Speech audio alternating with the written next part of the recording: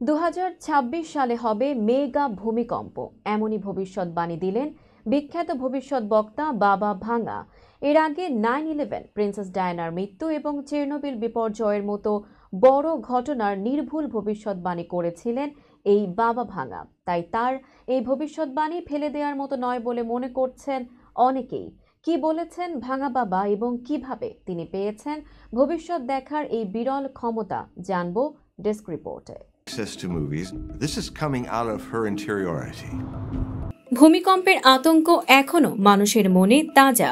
ঠিক সেই সময় আরও ভয়াবহ এক আশঙ্কা ছড়িয়ে পড়ছে বিশ্বজুড়ে।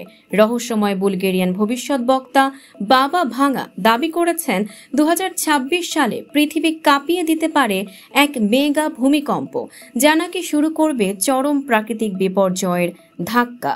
বলকানের নস্ট্রাডামস নামে পরিচিত বাবা ভাঙা জীবদ্দশায় 9/11 হামলা, চেরনোবিল বিপর্যয়, প্রিন্সেস ডায়ানার মৃত্যু ও ব্রেক্সিটের মতো বহু ঘটনার পূর্বাভাস দিয়েছিলেন বলে প্রচলিত আছে।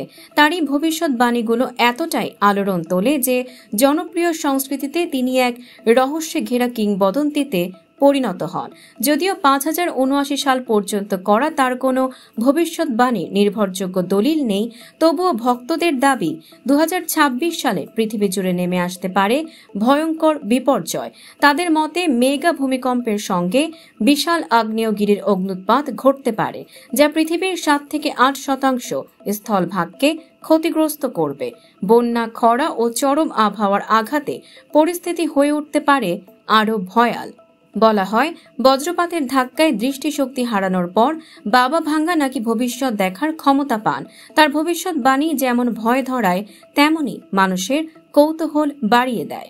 তবে বিশেষজ্ঞরা সতর্ক করছেন, এসব জল্পনা বাস্তব প্রমাণ ছাড়াই প্রচারিত। তাই প্রকৃত প্রস্তুতির জন্য ভরসা রাখতে হবে বিজ্ঞান ভিত্তিক পূর্বাভাসের ওপর।